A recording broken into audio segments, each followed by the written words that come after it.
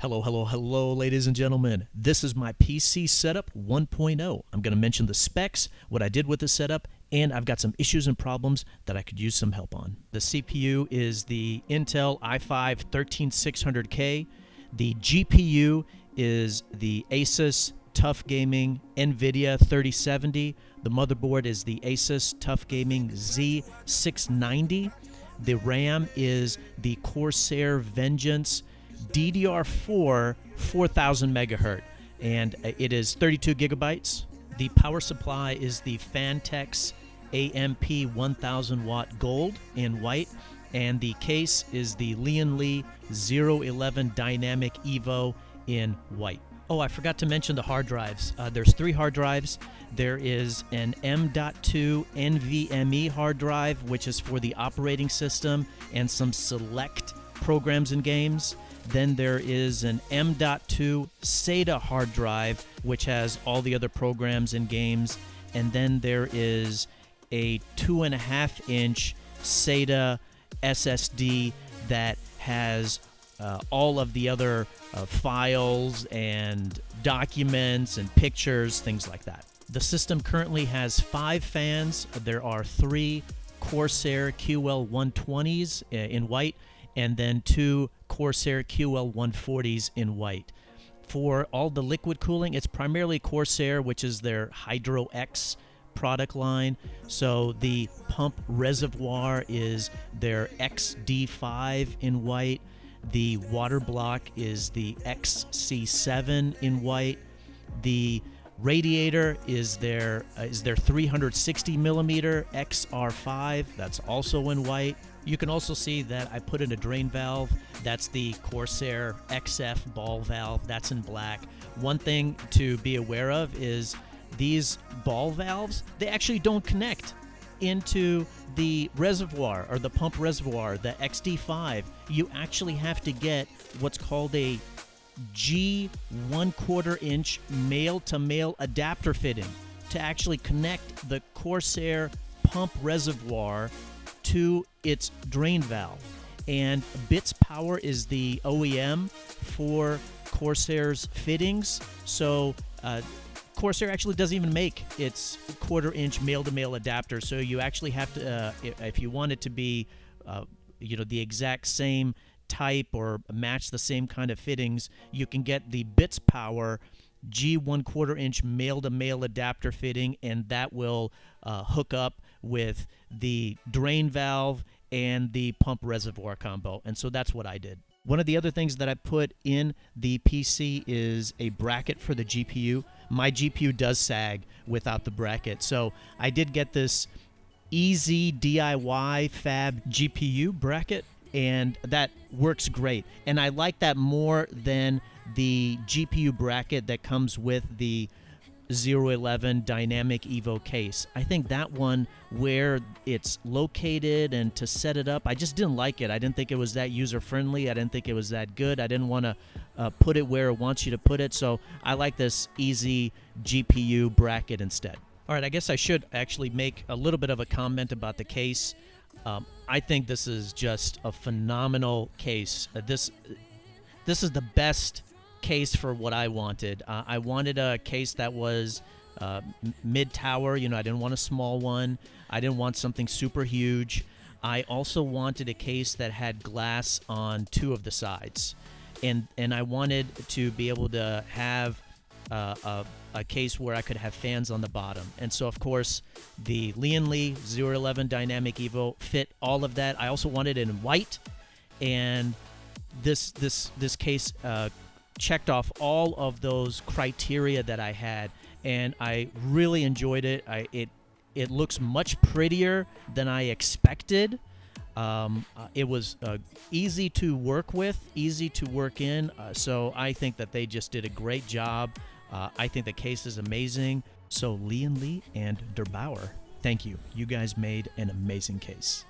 And then similarly, for all the liquid cooling products, I did look at other manufacturers or other brands, and I chose Corsair because they had really good quality from uh, the from the research that I did, people talking about the the OEM suppliers and what you want to look for, and so they had a lot of good quality, but their prices were a lot more reasonable. Like I looked at a lot of other manufacturers or brands, and they were really expensive. So I thought that Corsair was a really good value, and the lighting is amazing. It does look really pretty. It obviously integrates with the IQ system, and I did want to try to limit the amount of software that I have running in the background, because of course if you want to have a lot of the RGB programs, it does take up some CPU space, some RAM space, and so I did want to limit the amount of programs I have in the background, and so it's nice that I can just kind of run one to operate most of the lighting for the machine. Okay, so those are the specs. Here's the things that I need help on. So again, the computer's operational. I've been using it. I really like it. However, there's some things that I'm having some trouble with, and I could use some feedback and help on. The first one is the pump reservoir, the Corsair pump reservoir. One of the cables for the lighting is on the top of the reservoir, and so I would love to get some advice and suggestions on what would be the best way to move that cable so it is aesthetically pleasing. So I could use some help in routing that cable. What do people do? What is a good place? Where's a good place to put that? So that would be one piece that I could use some help with. The second piece is I was actually going to have one of the QL 140 fans on the bottom of the system, and it really didn't fit very well. Basically, it would push right up against to the headers of the motherboard. So any cables that were down there, it was either too tight of a fit, or I was concerned that it may damage or put some pressure on some of the pins. And so I did not put one of the fans down there. And so my plan is to actually remove the QL 140s and instead use QL 120s instead. And so I was going to put one or two QL 120s on the bottom and one QL 120 on the top, and that way the ones on the bottom, it gives me a little bit more room for cables down there, the headers down there, the pins down there, so they're not kind of pushed, so the fan isn't pushed up right next to them. And so if anybody else has had that experience or problem, would love to hear what you did to solve that, or what your solution was. Speaking of the fans, you will notice that the fans that are on the side, they are pushing air out, so they're not intake. And then the fans on the top are actually intake. And I have seen many people online where they say that the top fans should always be pushing air out. They should not be intake. And from my experience, I actually had better thermals with the top being intake. But the other piece that I experienced is when the top fans are pushing air out, that heat I can actually feel while I'm actually using the machine, while I'm actually gaming, and so it's actually uncomfortable. So I like having the top pulling air in, and I like having the side pushing the air out. That's actually a lot more comfortable, and I found that the thermals were fine.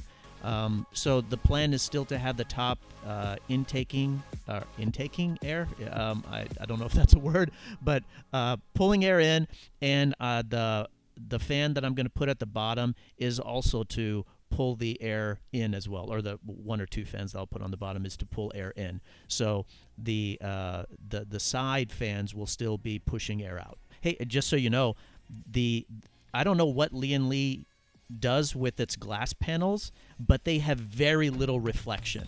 So the case is awesome, but there's not much reflection even when the glass panel is on there. I definitely have had people ask, is there actually glass on there when it's on there, because the reflection is so limited. So they do a really good job with their glass, but I took the glass panels off for the video.